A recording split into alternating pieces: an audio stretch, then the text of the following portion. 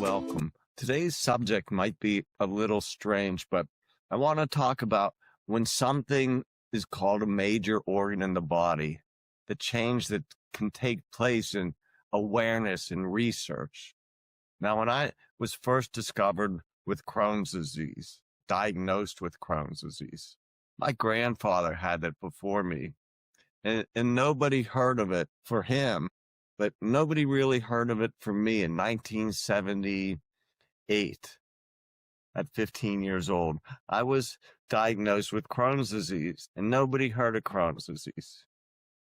The only medication for Crohn's disease, the only medicine for Crohn's disease was prednisone, a steroid that you couldn't stay on forever. But that's what I did, and I went to college on steroids, and then I went home on steroids.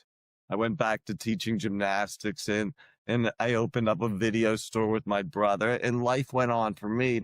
But Crohn's disease was still just something that was happening in the body, the stomach, mainly. All of a sudden, Crohn's became known as something that was in the small intestines, a major organ.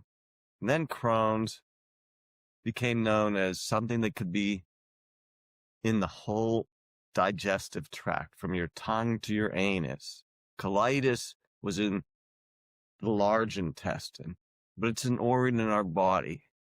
And then the awareness kicked in. The Crohn's Colitis Foundation of America started putting millions and millions of dollars into research and then into helping people that are suffering with Crohn's and colitis, having them get together at doctors, with hospitals and meetings and all sorts of sessions. And then there was the Crohn's Colitis Marathon that I walked in Las Vegas. I had an aortic dissection in 2012. Aorta, I didn't really know what the aorta was. I knew it was down the heart, and I guess the cardiologist told me, oh, it was really bad. It went all the way down when I had my aortic dissection.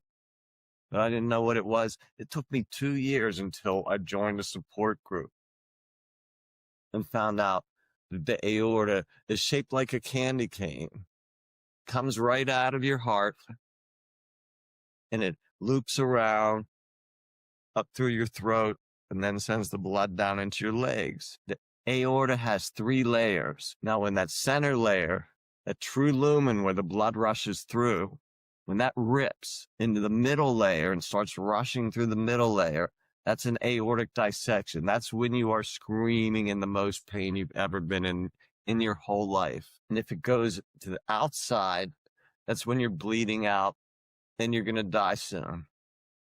That's an aortic dissection. Aorta is known as the largest artery in your body. 2 medical organizations, a vascular and a thoracic group in the United Kingdom and the United States, have called the aorta an organ. It's not just a blood vessel that takes blood through it. It also has the cell walls, can sense the blood that's rushing through. It has its own muscle system, so it can constrict, and it will send hormones throughout your entire body that you need. The aorta is now an organ.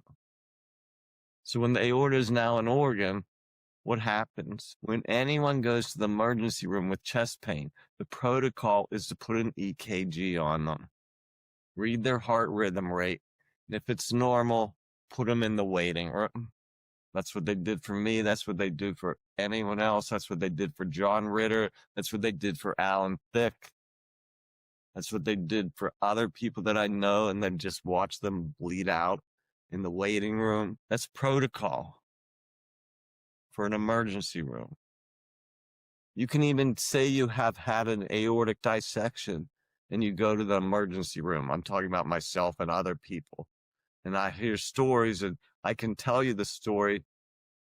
If my EKG is normal, they just put me in the freaking waiting room. Even if I have this aortic dissection, the only way they're going to diagnose it is with a CAT scan. And I'm put in the waiting room. So many other people are put in a waiting room. Now, and the aorta now being called an organ because it has so many processes in our body. Maybe protocol will change in the hospital. Maybe you will go into the hospital with a chest pain, and if the EKG is normal, you're not going to the waiting room. The doctors, the nurses, they have to figure out what's wrong with you. Otherwise, it's negligence. If you just get put on EKG with chest pain and they put you in a waiting room because you have a normal EKG, that is medical negligence. In my belief, my theory, because the aorta is an organ. And when you have an aortic dissection, when I had an aortic dissection, when anyone else has an aortic dissection, their EKG is going to be normal. When my best friend, he went to the hospital and had a normal EKG and was sent home. They might have thought he was a big guy. They might have thought it was just heartburn, but he was sent home. Now, sooner or later, it ruptured through. Possibly he didn't get an autopsy. They don't know. Sooner or later, it might have ruptured through and it's leaking out.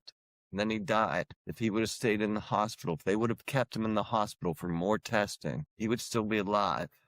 That's medical negligence. So there's going to be a big change in the world. The aorta is now an organ. You're going to learn in school the main organs of the body, the heart, the brain, the lungs, the kidneys, the liver, the aorta, the skin. They're all going to get treated like they're a major organ of our body. Like the way it should be. Makes sense.